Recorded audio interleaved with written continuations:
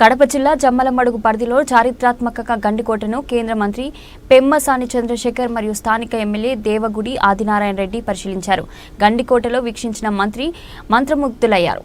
ఈ సందర్భంగా ఆయన మాట్లాడుతూ ఈ గండికోట మరియు పెన్నాలోయ ప్రాంతము అమెరికాలోని గ్రాండ్ కెనియన్ కంటే ఏమాత్రం తక్కువ కాదని అన్నారు. భారతదేశం మొత్తం విదేశీయుల దాడులు ఎక్కువగా ఉన్న తరుణంలో దాదాపు 200 సంవత్సరాల పాటు ఈ ప్రాంతాన్ని రక్షించిన అప్పటి రాజుల ధైర్య సాహసాలను ఆయన కొనియాడారు. అంతేకాకుండా తన మూలాలు ఉన్న ఈ గండికోట అంటే తనకు చాలా అభిమానమని, ఈ ప్రాంతాన్ని తప్పకుండా అభివృద్ధి చేస్తామని హామీ ఇచ్చారు. కానీ ఈ ప్రాంతవాసి అయిన జగన్మోహన్ రెడ్డి ప్రాంత అభివృద్ధికి మరవడం బాధాకరమైన విషయమని అన్నారు.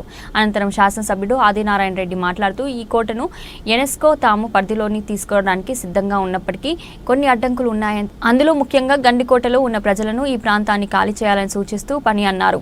తాము కూడా ఈ ప్రజలందరికీ ఆధునిక వసతులతో ఉన్న గృహాలను నిర్మించి ఇస్తామని తెలిపారు. అంతేకాకుండా నిన్న జరిగిన మహానాడులో 200 అడుగుల శ్రీ కృష్ణదేవరాయల విగ్రహాన్ని ఇక్కడ నిర్మిస్తామని హామీ ఇవ్వడం తమకు ఆనందంగా ఉందని అన్నారు.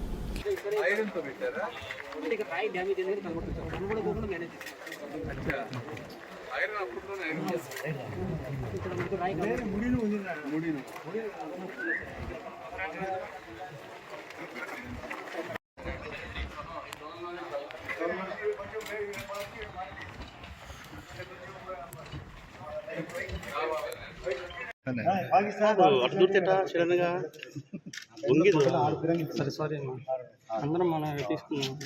ఈజీ యాక్సెస్ ఇదొద్దన్నా కొంచెం పైకి ఎక్కిన తర్వాత ఆడ ఎక్కలేము. అంటే ఆ వైపు చేరుతానే ఆ కిందికి దిగేది. అదేమో బోటింగ్ ఉంది ఇప్పుడు ఆల్రెడీ ఉంది. సార్ ఈ వెనకనే గండికోట రిజర్వాయర్ వెనక సైడ్ ఈస్ట్ వెస్ట్ సైడ్ దీనే గ్రాండ్ కానీ అని చూపించేది ఫోటో. ఇప్పుడు మీకు రాలేడు ఆ పాయింట్ చూసారా?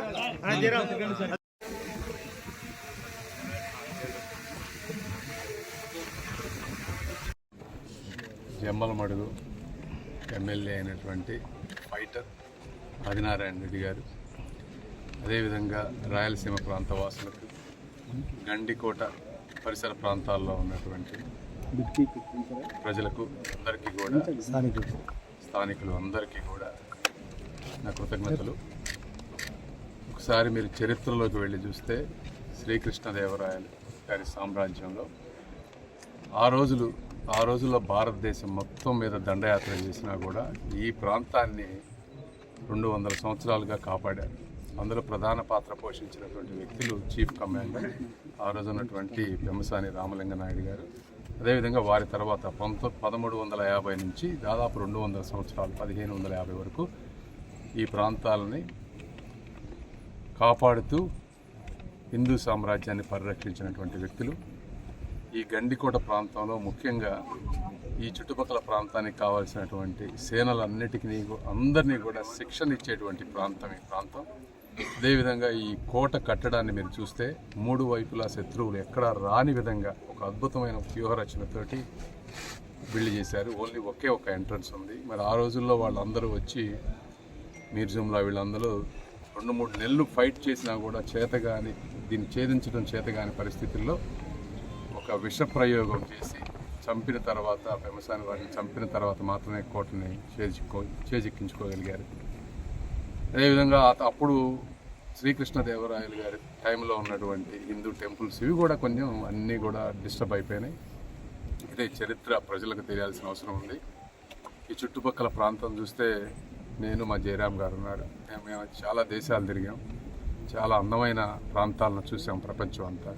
అయితే ఈ ప్రాంతంలో ఇప్పుడు అమెరికాలో ఉండేటువంటి గ్రాండ్ కెనియన్ ఉంది, అది కూడా ఇలానే ఉంటుంది. కాకపోతే దానికి అద్భుతమైనటువంటి ఈ విధమైనటువంటి రివర్ లేదు, వాటర్, మంచి సౌందర్యమైనటువంటి కొండలు, చుట్టుపక్కల కొండలు కూడా అక్కడక్కడ ఉంటాయి. కానీ సుదూర ప్రాంతాల్లో ఉన్నటువంటి కొండలు, విపరీతమైన వెడల్పు ఉన్నటువంటి కొండలు ఇప్పుడు ఎక్కడా లేవు. ఈ ప్రాంతానికి వస్తూ ఉంటేనే మా మనసు పులకించింది. ఈ ప్రాంతాన్ని అద్భుతంగా డెవలప్ చేయాలి, చేస్తే చరిత్ర తెలుస్తుంది, రాయలసీమ బాగుపడుతుంది.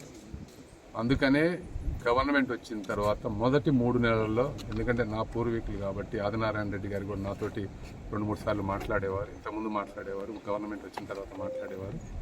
కానీ వెంటనే ఆ రోజు టూరిజం మినిస్టర్ గారి దగ్గర కూర్చొని DPR ఇక్కడి నుంచి సిద్ధం చేసుకొని దాదాపు 78 కోట్ల రూపాయలు తీసుకొచ్చాం. ఇందులో మీరు చూసుకుంటే heritage, natural trail development, views అన్నీ డెవలప్ చేయడానికి 28 కోట్లు, బోటింగ్ ఇన్ఫ్రాస్ట్రక్చర్కి 12 కోట్లు, ఈ విధంగా విజిటర్ ఫెసిలిటీస్ వాళ్ళ మొబిలిటీకి అవన్నీ కలిపి దాదాపు 27 కోట్లు, ఈ విధంగా సిటీ మొత్తాన్ని డెవలప్ చేసే విధంగా 78 కోట్ల రూపాయలు వచ్చింది.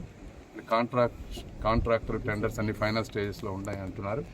తప్పనిసరిగా ఎమ్మెల్యే గారు కూడా దాన్ని ముందుకు ఫాస్ట్గా తీసుకువెళ్ళి ఈ ప్రాంతాన్ని బాగా డెవలప్ చేయాలి.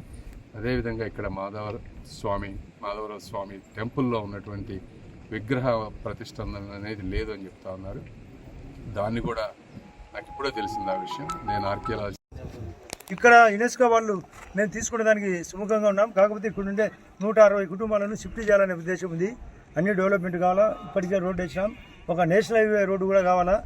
మన గౌరవ ముఖ్యమంత్రి గారు నిన్ననే మహానాడు సందర్భంగా ఇక్కడ శ్రీకృష్ణదేవరాయలు గారి యొక్క విగ్రహం 100 అడుగులతో ప్రతిష్టాపన కూడా ఒప్పుకున్నాడు.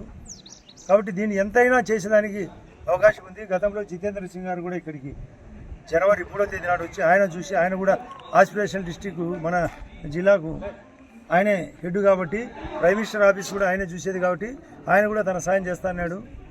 ప్లస్ కలెక్టర్ గారు కూడా సుముఖంగా ఉన్నారు. గౌరవ ముఖ్యమంత్రి గారు మేమందరం ఉన్నాం. ఇక్కడ ప్రజలు కూడా సహకరించి వాళ్ళకు కావాల్సిన హితోధికంగా సాయం R&R ప్యాకేజీ గండికోటలో ఏ విధంగా గండికోట ప్రాజెక్టు కింద ఏ విధంగా పునరావాస ప్రాంతంలో 29,000 కుటుంబాలకు ఏ విధంగా న్యాయం చేశారో అంతకంటే ఎక్కువ ఇక్కడ న్యాయం జరుగుతుంది. వాళ్ళు యునెస్కో వాళ్ళ ఆలోచన కూడా అదే. కాబట్టి సహకారం వాళ్ళది కూడా ఉంటుందని ఒప్పుకున్నారు. బయటనే కడతాం.